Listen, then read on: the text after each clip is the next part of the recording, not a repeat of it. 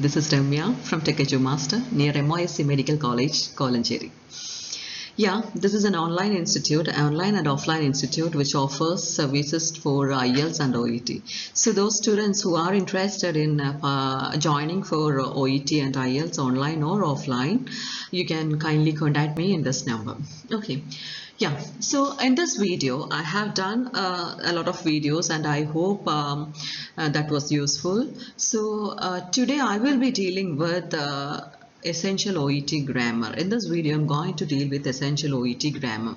OET grammar or grammar as such is a very wide topic, and it's really very difficult to complete this topic with a few videos. Okay, so this is going to be a series of video, and in this video I'm going to discuss only about some topics in which many students finds difficulties. That are very simple topics, and I heard like beginners, especially beginners, have some difficulties. So I'm going to deal with these topics. So I hope this will be helpful. So, and if you find like it is helpful, kindly share it, like and share it. Okay. Yeah, so first one which we are going to deal today is about the prepositions. So as you know that there are a lot of prepositions, but in OET letter usually we will be dealing with this in, on and at. Okay, so when to use this in, on and at is a question. Okay, so first we are going to see when to use on. Okay, on, you have to remember 2 D's. Okay, whenever you want to use on, just remember 2 D's. What are these 2 D's? 2 D's mean day and date. Okay, before day and date, you need to use the preposition on. Okay, on Monday, on Tuesday, on Wednesday, or on date, on 12th February 2000, or on 14th March 2010. Okay, in that way you have to write on. Okay, preposition on will be used before day and date. Okay, next one is that whenever you are going to say something about a shorter period of time, like on investigation, on examination, or on today's home visit, or on yesterday's visit, on like that. Okay, in these, whenever you are writing these kind of words or phrases in OET letter, kindly use on before that one, preposition on. Next one is that when to use the preposition in. There also you have to remember place and month and year. So there also you have to think like my, M for month and Y for year. Okay, so the preposition in will be used before month and year. Okay, example is given in the screen. You can see that one. In January, in February, these are months. So before months, you can use the preposition in. Next one is that before you are going to write about a year, you have to put preposition in 2000, in 1990, in that way. Okay, next one is preposition at. There also you have to remember place and time. Okay, so whenever you are going to write about a place or about a particular time, you have to put preposition at before that one, like at 3 p.m., at the hospital, at home, at the emergency department, like that. Okay, so I hope prepositions are clear. So now we can move and see what are these capital letters. Okay, when to use capital letters. I know that you may be knowing about, no, you will be knowing about whenever you are starting a sentence, definitely you have to go for writing capital letters. Apart from that, where to use this capital letters is the question. So these are on the screen. You can see some 7 points, and these are the places where you have to use capital letters in an OET letter. Okay, I'm just saying about an OET letter only. Okay, in an OET letter, these are the places where you need to use capital letters. First one, first letter of a sentence. Okay, and second one is I. Whenever you are writing the possessive pronoun I, whether it is in the start of the sentence or in between the sentence, no matters, you have to use I as capital letter, I in capital letter. Okay, next one is that whenever you are going to write about a quoted sentence, when you are writing about double inverted commas, when you are writing something in double inverted commas, the first letter you are starting should be in capital letter. Okay, next one is that whenever you are writing about a proper noun, like when you're going to say something about a patient, when you're writing about the patient's name, or you are writing about a hospital's name, you have to write capital letter.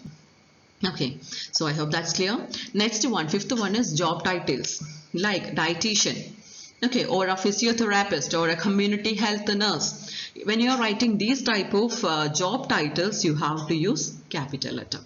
Okay, next one is that when you are writing disease condition, so you will be thinking like where do we need to write capital letters for all disease condition? No, definitely no. It's like when you are writing about a disease conditions which is named after a person.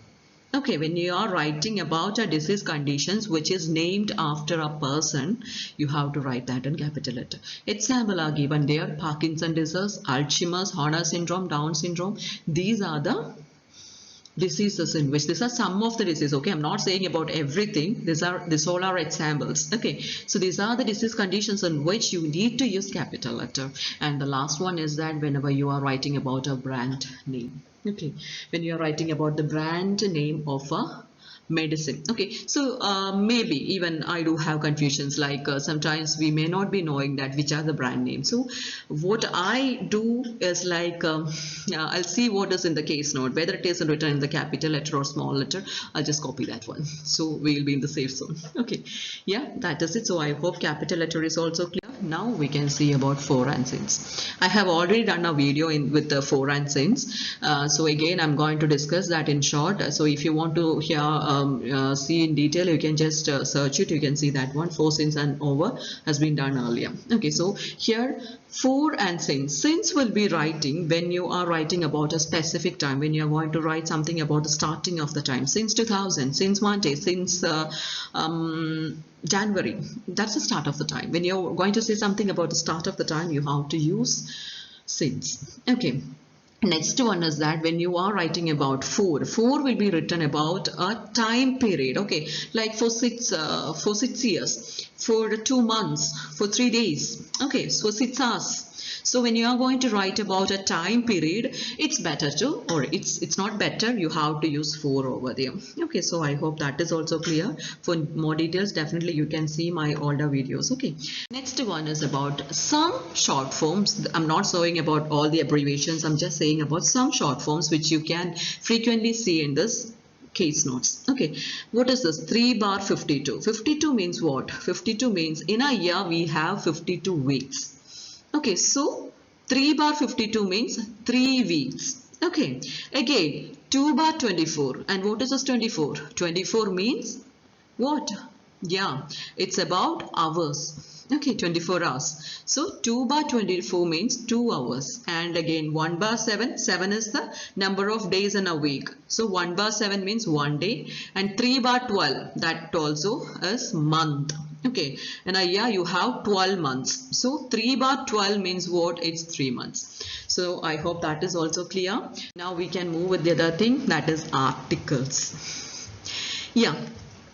Articles is also a quite vast topic, but still I'm just summarizing it. I'm not going in detail with this one. I'm just giving you a bird's eye view. Okay, so here you will be having a confusion like when to use this a and an. Definitely you know and before vowels you need to use and, but it's not like that. Okay, it's like in OET letter, whenever you are writing about some it depends not only on vowels, but it also depends on this countable and uncountable nouns. Whenever you are writing something about uncountable nouns, you should not put articles. Okay, so this I have given there in the screen. You can see some words. These are examples of uncountable words that is used in OET letters. So what are they? Accommodation, assistance, advice, attention, ongoing care, surgery, treatment, pain, informations. These are some of the words that we can see in OET letter, commonly seen in OET letter, which doesn't need an article because these are uncountable nouns. Okay, so I hope that is clear.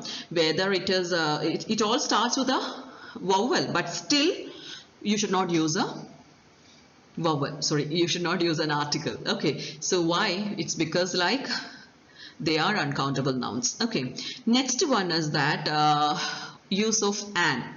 Use of an in OET letter. An will be used, obviously vowels, but not the what I have said earlier. Okay, other vowels like assessment, arrangement, operation. Operation you may be thinking like surgery uncountable and operation countable. Okay, so surgery is uncountable, that is the reason why we cannot use vowels, sorry, article over there, but operation is countable, so we can use article. Next one, MRI. MRI also you may have a confusion like that starts with the M, but still when we pronounce it, it starts with a vowel M, A. Okay, and again X-ray, that's there also. Even if it starts without a vowel, still the pronunciation, the sound is of a vowel. Okay, so these are the places where you need to use an, article an, when you're writing an OET letter. Next one is the. The will be written when you're writing or when you are saying something about a specific designation. It's not designation, it's a spelling mistake. Specific designation, like the dietitian, the physiotherapist. Okay, in that way you will be writing article. Okay, whenever you are going to write about a specific designation, you need to put the before that. Next one is about a specific complaint. Okay, like with the complaint of abdomen pain, with the complaint of stomach pain, whatever it is. Okay, so when you are writing about a specific complaint, it's better to write about write or use article the. Okay, next one is like whenever you are writing about a body part. Okay, when you are writing about a body part, like the right ear, the left eye, the right knee joint. Okay, in that way you will be writing, but make sure that it is not followed with the pronoun his or her. When it is followed with the pronoun his or her, you should not use an article. Okay, like his left knee, his left ear, there you don't want to put article. If it is not followed with a pronoun, you have to put article before that one. And the last one is like body system. Okay, like renal system, the renal system. Whenever you are writing something about a body system, you have to put the renal system, the nervous system, like that. Okay, and the next one is zero articles. What is the zero article? That means where you don't want to put an article. Okay, these are the words or these are the situations in which you don't want to use an article. The first one is that you don't want to use article before a serious illness. I'm saying about serious illness. Okay, whenever you are writing something about a serious illness, you don't want to use article. Like for example, cancer. Okay, stroke. And again, next thing is that if the illness is not that serious, like a severe headache, a persistent cough, a dry cough, in that way you can use articles. But if it is serious or if it is a serious illness, better not to use article.